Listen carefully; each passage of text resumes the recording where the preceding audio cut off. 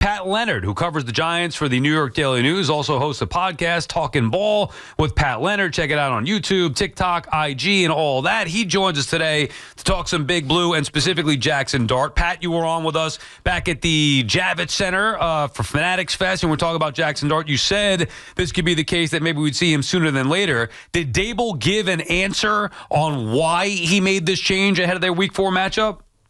He would not. He just said it was his decision, Sal, and thanks for having me on, guys. He said that even if this was a conversation with ownership and the GM and acknowledged that there might have been, differences of opinion of whether this was the right time to do it, he said that it's his call and that everyone is putting their trust in his decision that Jaxson Dart is the right person for the job. He did not say anything about Russell Wilson's play. He did not say anything about what Jaxson Dart's talents can do to change up what the offense will look like.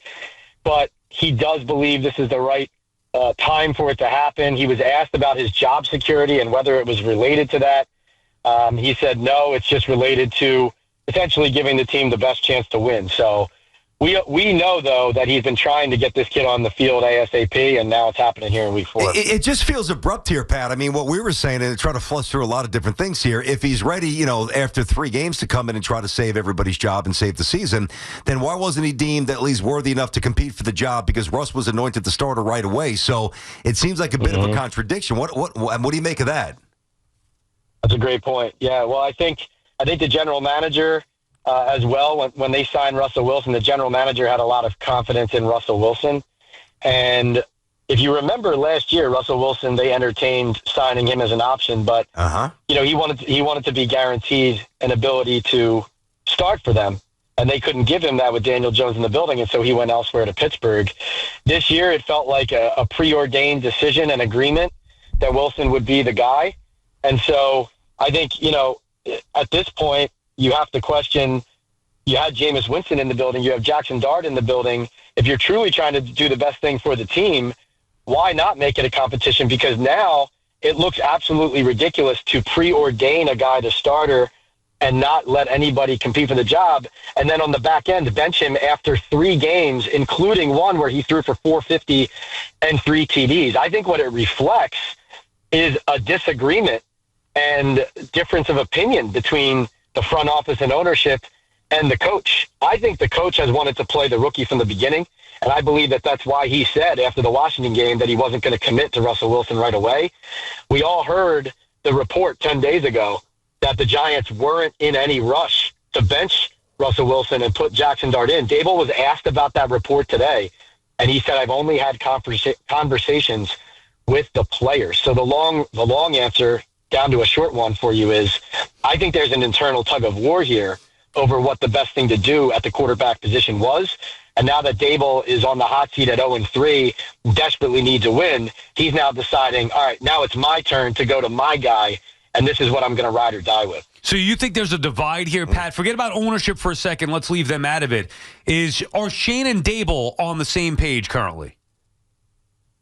I don't think they were at the start of the season. They were definitely in lockstep about making Russ the starter for the first day, because as much as Daboll gave Jaxson Dart a ton of reps as the number 2 throughout training camp behind Russell, so that was indicating, okay, Russell's taking all the snaps with Malik Neighbors, all the snaps with Darius Slayton, all the snaps with the starting offense. So you knew if the coach really wanted to give Jaxson a chance to start, he would have them splitting those reps, right? So they were in lockstep to, okay, we're going into Washington, Russell's our guy. And remember, that was also not just because of him as a player. They also were treating him as their North Star as far as a motivator. They felt like they lacked leadership, which they did in previous seasons. So they were following Wilson as much as someone who could get the team in the right direction as anything else. But the second that the offense and the team looked the exact same in Week 1 in Washington as they did last season, it became very clear to me that Daboll was going to take the first opportunity of that window cracking open to make clear that he was on the side of let's get Jaxson ready. And that's where I think the divide was. I think the divide was, okay, yeah, we both believe in Jaxson. We were both involved in trading up and drafting Jaxson. But the divide is how quickly do we put him in? and Daboll is on the side of Dart gives us the best chance to win. Yeah. So the situation basically at the goal line inside the 5 the other night was just so egregiously bad.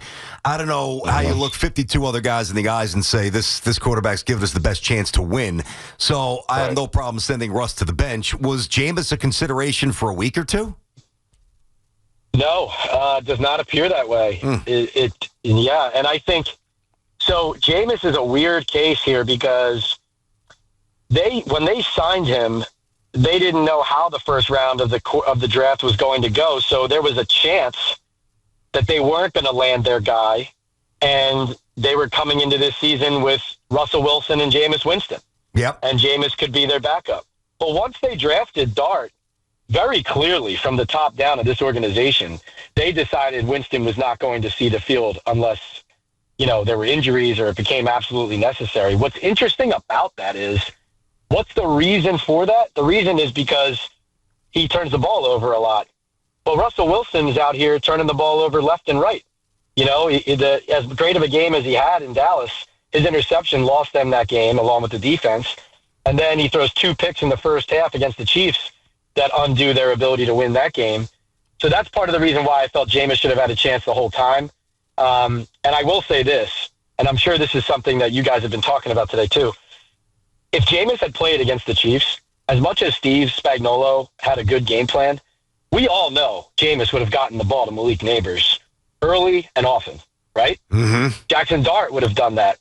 How in the world their offensive scheme and Wilson were not able to find a way to get the ball in number one's hands? Well, is that more on Russ or the play design? Was he just not throwing it, or was he not? Why?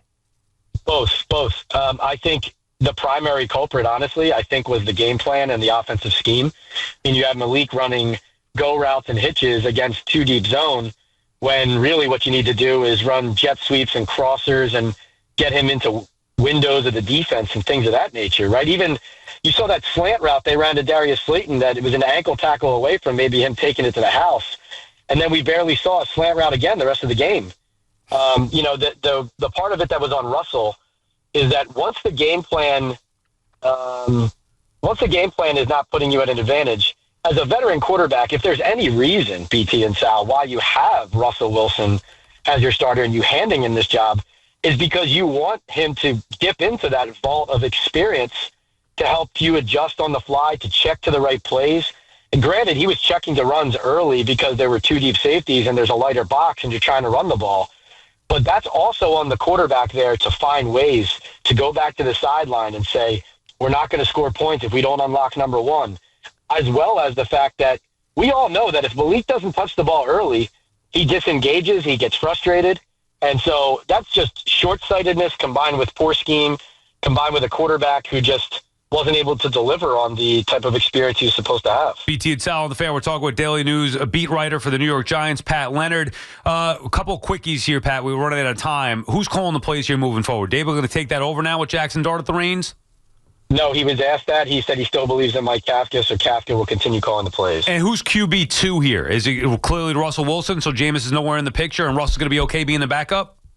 It's Russell Wilson for now. Wilson's actually going to talk today. I've heard that he's handling it well as well as someone could. Obviously, he always tries to be positive.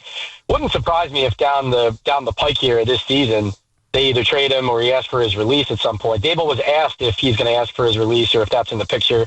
Didn't really answer the question, but we know that happened last year with Daniel Jones, and there's teams out there that need quarterbacks. So you could see that coming down the road, but it's not in the immediate future. Pat, the only thing for me left here, and, it's a guess on your part, but I'm curious what the answer will be here. Let's just say that he looks overwhelmed early, and I don't know that he will, but just say that he does, and it doesn't look good, and it doesn't look or feel or smell right. Daboll said he's basically committing to him for the rest of the year, which to me is ridiculous to marry to that concept before you've seen him take a live bullet here. So, I mean, that would have to be adaptable, that plan, right? If it gets to that point? That's a great question. I think, if let's say Dart shows some promise, but he looks overwhelmed, they lose to the Chargers, you're going down to New Orleans in week 5. If you lose that game, we're not going to have a rest of the season to talk about for Brian Daboll. You know what I mean? Like, they need a result here for any of that to add up, I think.